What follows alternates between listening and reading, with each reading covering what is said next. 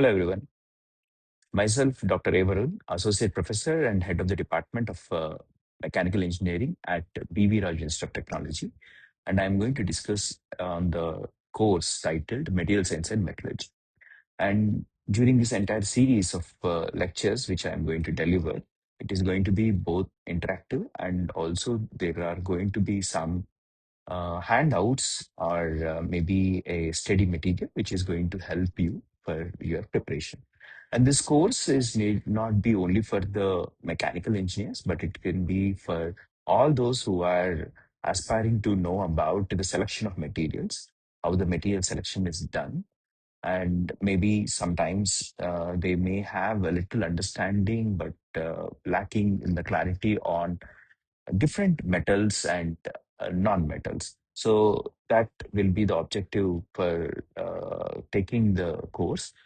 And moving forward, let us discuss on the content of this course. So basically, we'll be discussing on the crystal structures, imperfections in the solids, and solid solutions, phase diagram, heat treatment, cooling curve, alloys, non-ferrous and its alloys, ceramic composites and polymers, and some of the advanced materials.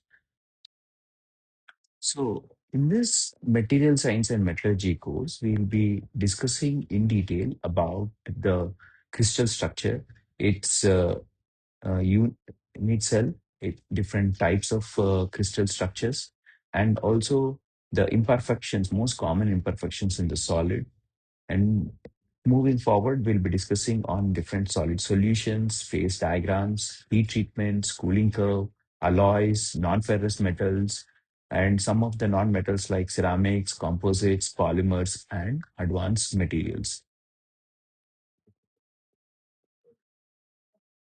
So let us dive into the material science and metallurgy course. And when we start with the material science and metallurgy, we need to understand that any design engineer, once he finalizes the mechanism and the structure, it comes back to the selection of the material.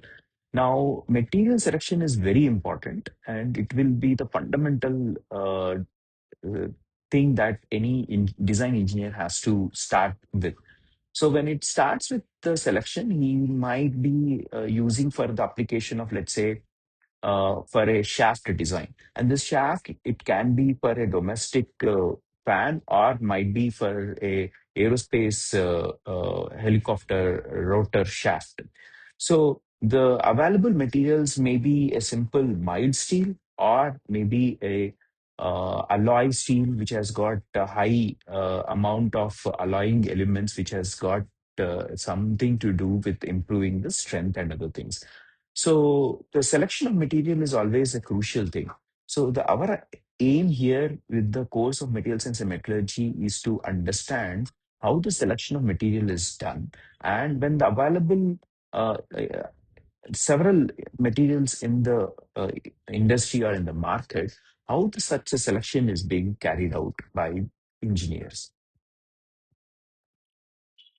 So before we start the course on material science and metallurgy and dive into the actual concept, let us first understand the terminology that is very important and we most popularly use. So student has to understand, one has to understand the usage of right term, and you should not be misusing or repetitively using the wrong terminology. So my intention here of using keeping this slide is to make you understand what are all the popularly used terms, and this may not be limited, but yes, we'll try to see and improve as and when needed for the terminology. So first one is strength. Many will have different definitions, but actual definition in terms of materials engineering is the ability of the material to resist externally applied forces without breaking or yielding. But what is stiffness now? Strength is ability of material to resist externally applied force. So stiffness is the ability of the material to resist under any stress, any deformation. So resistance of deformation is known as stiffness. Then elasticity. I think this is quite commonly used. So it is the property of the material to regain to original shape after deformation when the external applied force is removed. And plasticity is the property of the material which retains the deformation produced under load permanently. Then ductility, it is the property of the material enabling it to be drawn into wire with application of tensile force. So the use of this tensile force is very important. Then brittleness, it is the ability of the material to break with little permanent deformation. Like cast iron is the best example. With the very little permanent deformation, it will fracture or break. And malleability, it is the ability of the material to deform under compressive force. So when it is malleable, the compressive force is there. Ductility, it is the tensile force. And there are a couple of other important also, that toughness. It is the ability of the material to resist fracture due to high impact loads like hammer blows. And resilience, this might be new. This is the property of the material to absorb energy and to resist shock and impact loads like the car bumper. And creep, I think this is also not so popularly used, but this we will be using very often. That is creep. When the part is subjected to constant stress at high temperature for a long period of time, it will undergo slow and permanent deformation called creep. And fatigue, this is like a material is subjected to stresses which is repetitive in nature and fails to stresses below the yield point. That is fatigue. And finally, hardness. It is the important property of the metal and it is used widely in the engineering design. And it is to resist wear, scratch, deformation, and even penetration. That is called hardness. And now that we have understood the popular terminology, let us start by the term crystallinity. This is how the metals in a metallic bond atoms are arranged in a periodic array over a large atomic distances. And this is not only along one axis, but it is along all the three dimensions. And this is how the arrangement is done, and that is known as the crystallinity. And if you individually and see each crystallinity, we have got several crystal structure. That is the manner in which these atoms or ions or molecules are spatially arranged. They are called crystal structures. And in order to understand furthermore, we'll start with the discussion about unit cell. Now you must be wondering, how do we study the entire three-dimensional array? So the entire three-dimensional array is very difficult to capture, but if you see, since it is repetitive in nature, we need to understand what is that smallest unit that is repeating itself. And that is what we call it as a unit cell. And the Legos shown here is to indicate that how we built a big house or any structure using such Legos. It is how it is in the similar manner how it is built in any given metal. So when we dive deep into the crystal structure of any given metal, it is finally comes to that particular unit cell, which is repetitive in its nature. And that is how the atomic arrangement is being done.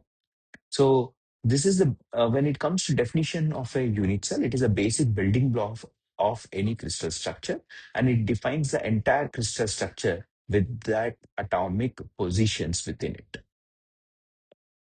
So there are altogether seven different types of crystal structures, and you can see here by varying different side and angle, we get all these seven different crystal structure. So the first one is very fundamental, which is cubic. As you know, for a cube, the parameters, that is lattice parameters, uh, is cube in nature. That is all sides are equal and all angles are equal to 90. That means When atoms are arranged in a cubic structure, they might take the positions like the case of a cube. That means it will have its position along the lattice edges, and also they have that regular 90 degrees with one other. So that's how the unit cell geometry will look like. We'll discuss further more. But first, understand these three-dimensional array of atoms can either be in the form of cube, or when the sides will vary or the angle will vary, we end up getting different types of structures. That is, so if they all sides are equal and all angles like alpha, beta, gamma pertaining is equal to 90 degrees, we call that as cube. But if A is equal to B and B is not equal to C, that is only two sides are equal, but the third side is not equal, and all angles between the edges are equal to 90 degrees, then we get tetragonal. Similarly, orthogonal, all sides are not equal, like A is not equal to B is not equal to C, and alpha equal to beta equal to gamma is equal to 90, we get orthorhombic. And rhombohedral is when A equal to B equal to C and alpha equal to beta equal to gamma is not equal to 90 degrees. Hexagonal, A equal to B, not equal to C, alpha equal to beta equal to 90, and gamma is equal to 120. And monoclinic, A is not equal to B is not equal to C, and alpha and gamma is equal to 90 but not equal to beta. Triclinic, A is not equal to B is not equal to C, alpha is not equal to beta is not equal to gamma is not equal to 90 degrees. This is triclinic. So these are the seven different types of lattice structures that are possible. But are we going to have only these structures? The answer is no. There might be some more possibilities. Let us see those things. Like there might be some arrangement within the cubic or within the monoclinic, which may vary. So let us see what are those. So these are called as Bravais lattice. And when we understand the structure wise, there can be a simple cubic. Whatever we discussed so far are simple cubic, but there might be the atomic arrangement which might be having volume centric, base centric, or phase centric. That means there the same structure. Like if we take the cubic, it is very simple and easy to understand and visualize. So you can see here in the cubic structure, when it is simple, you have all the atoms at their edges and or the vertex position, but there can be another possibility within the cubic, that is with the body center or volume centric, wherein at the center of the cube there might be one atom arranged other than what we have it at the vertices. And there might be another arrangement possible which is on the faces. So one atom is also possible to be positioned at the six faces of this cube. Similarly, you may have trigonal taking the volume center, and orthorhombic having volume center, base center, and also on the face center, and monoclinic only at the volume centric. So this complete types will be coming to 14 different types. So 14 are the Bravais lattice structures possible apart from what the simple structure we have it. So crystal structures are seven, but there can be other possibilities which ends up forming 14 Bravais lattice structures. So I hope you have understood what the crystal structure, what are the different Bravais lattice and different crystal structure. In the next class, we'll discuss further more.